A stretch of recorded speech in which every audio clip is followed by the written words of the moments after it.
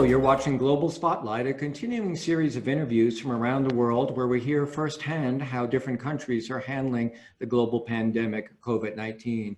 And over the last few months, we've had guests from Spain, Tunisia, Israel, Germany, Canada, Taiwan, and many others. And today I'm delighted that we're going to be talking about the Balkans with David Felsen. I'm Jim Falk, President of the World Affairs Council of Dallas-Fort Worth. And David is Vice Rector for International Relations and Associate Professor at Epoka University in Tirana, Albania. And most importantly, for members of the World Affairs Council, he formerly served as President of the San Diego World Affairs Council.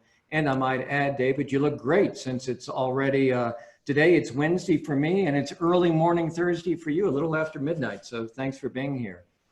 No, my pleasure. Thank you very much. I want to say thank you to you and to Rachel Vogel and to Kirsten Kullenberg for organizing this. We have a great team. We have a great team. And I'm delighted to be back to talk to the World Affairs Council. I gave many speeches in San Diego before I was president, and I organized quite a few as president. And I'm delighted to be able to speak to you know what we do. So get started. You know, people always get confused, especially Americans and even Texans from time to time, about the geography. Sure. We're going to put up a map of the Balkans and help us sort of understand the geography as well as whatever political synergy there is or is not at this time. Sure. So basically, there's around 10 or 11 countries which we could put in there. There's the 6 Western Balkan states that seem to make up the core group right now. They're not in the EU. They are Albania, they are Serbia, Bosnia and Herzegovina, North Macedonia, Montenegro, and Kosovo, which is not recognized by everyone, including Russia and China. They do not recognize it for political reasons. There's also Croatia, Slovenia, Greece, Bulgaria, and Romania. And I see you have Moldova there as well. I suppose you could put that in there as well. But in general, you have a core of 10 or 11, and it's the southeast of Europe, and a lot is happening. So we, on this part of our program at World Affairs Council, we're focusing on the pandemic, and I saw really a wide variance in how each country or various countries are handling it. What have been the successes and where are the failures? Well, it's very interesting because the entire region in March, April, May had a lockdown, and the lockdown appeared to be very successful. And the death rates were low, the cases were low. But by mid-May and into the summer months, the economies had to open up because A, they felt they were successful, but also because during the summer months, they didn't want to lose the tourism dollars. And what's very important to these economies is tourism. Tourism is about 12 to 20% of the economic of each economy, varying from country to country. But what we saw, which is not unexpected, is from mid-May and into the summer months, the corona situation has gotten a little bit worse, actually significantly worse in some countries. The worst case right now is Montenegro, which is about 250 for 100,000 inhabitants, followed by Kosovo and Bosnia and Herzegovina. So but the entire region, but as a whole, it's 5 times the average of the EU. Sorry, go ahead. Yeah, well, so what type of restrictions are there on travel between the EU and these countries? It varies every day, the new restrictions coming in. For some countries, if you're in the region and you went into the EU or Schengen area, you would have to quarantine for 2 weeks. In other cases, you actually have complete bans on certain Western Balkan states going into the EU.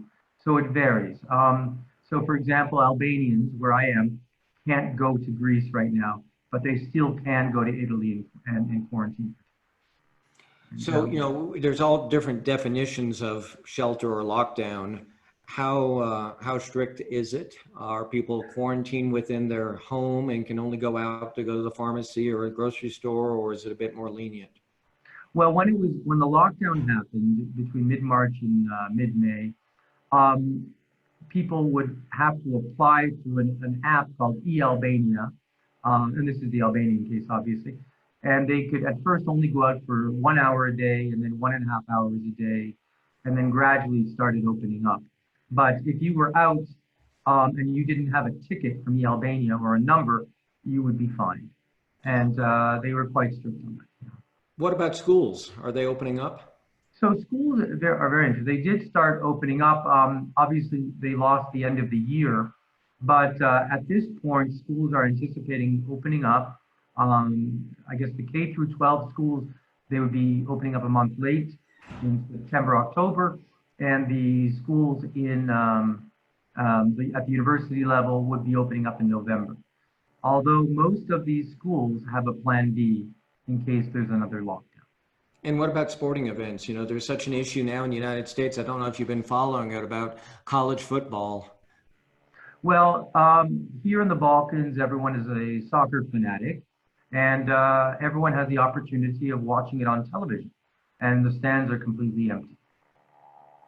And what about testing?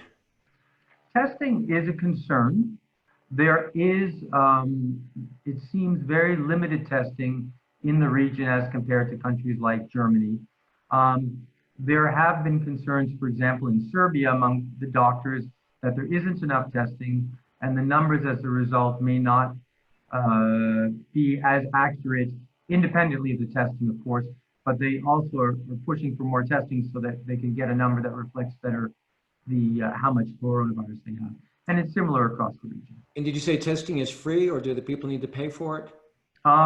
Testing should be free because as a state service, but because it's free and because of lack of resources, it's rather limited. So one of the questions I've been asking other guests in this Global Spotlight series is, how is the United States handling of the pandemic being viewed? Well, to be honest, I think that a lot of countries are expressing surprise that the United States appears not to be handling it as well as it could have as a superpower. And I think people they realize this is a singular moment, a global pandemic, but they assume that the United States should, and they do have more resources to address testing, and they see what's happening in Florida, Texas, Arizona, and California, and they're seeing a little bit of the polarization over the mask, the polarization over attitudes towards the virus, and they're just, I guess, some people are just scratching their heads. How is the new Russian vaccine being reported? It is reported here. I think people are hopeful, but I think there's a wait and see attitude. Well, that's interesting that you said hopeful, because in the United States, what you're hearing is really skepticism. So is there a degree of more confidence there? I think the wait and see attitude is really skepticism, in the sense that, they're waiting to see whether it works out or not. But hope, only from the standpoint, is that everyone wants to see a vaccine and a treatment as soon as possible. Absolutely. I don't care where it's made, as long as it works. Right. So a lot of your research and recent research has been on China. Is that why you're there now, or? Well, I'm here because I accepted the position as Vice Rector for International Relations to develop the international brand of the university, to help with the international accreditation and rankings. But I've been doing a little bit of writing on the region because I did my PhD on Italy, and I've traveled in the Balkans before, and so I enjoy writing it. And so I did write about something. the article that you wrote about China's involvement. Exactly.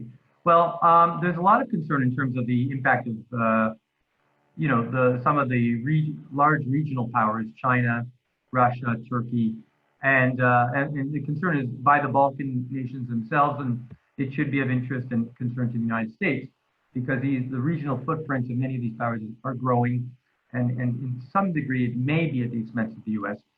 China has integrated the Balkans into two important organizations that it's created. One is the Belt and Road Initiative, which I'm sure you've talked about with other guests, and the other one is the China CEE, or China 16 plus 1. The CEE is Central Eastern Europe. And so the Balkan countries have been receiving investment, significant investment from China, and its footprint is growing. Infrastructure investment, it's building a bridge, the Peliosac Bridge in Croatia. It purchased the Tirana International Airport in Albania. It bought most of Greece's Piraeus port. And in and of itself, these companies that are working as state companies for China it should not be perceived, on the one hand, they are operating in a global marketplace, but on the other hand, it is a concern if they act in unison with China as a state to increase its overall power at the expense of the United States and other Western powers. So you're really seeing China get the upper hand vis-a-vis the United States, or is that? I don't think, right, and I don't think at this point we can call it gaining the upper hand, but I do see a purposive strategy of increasing its footprint, its presence, and its capabilities in the region. I'm very cautious about making generalizations when we're talking about a region of the world, especially one that includes as many countries and is vast. But are you seeing a move that we're seeing in other parts, other countries, away from democracy, which was a relatively new government form in many of these countries, towards more populism or authoritarianism? I think what's happened in the Balkans and to some extent all over Eastern Europe is a little bit of democratic backsliding because of the fact that the states of emergency that have been declared, it seems that the government, the executive branch, has been bypassing Parliament or putting in place legislation that curtails the powers of Parliament in terms of restrictions and putting in fines and detentions. In Serbia, President Vučić declared an open-ended state of emergency, which was quite extreme in terms of the Parliament now can no longer consider or reconsider lockdown measures. In Montenegro, the government has been violating the privacy of individuals by publishing the names and addresses of people who have been placed in self-isolation. It's a violation of privacy. In the neighboring state of Hungary, which is right beside the Balkans, Viktor Orban's what has been dubbed the coronavirus coup has basically allowed him to rule by decree since March 30th. And I think some of the countries of the region have been taking advantage of the coronavirus situation to increase the role and power of the executive, which is not ideal in a democracy. And where have elections been postponed? There have been elections that have been postponed. For example, in Serbia, in North Macedonia, but for example, the elections were held eventually. They were moved from April to June in Serbia. But one of the concerns in the elections is that there was the lowest turnout since 1990, which was the inception of. Can people vote by mail? There is not.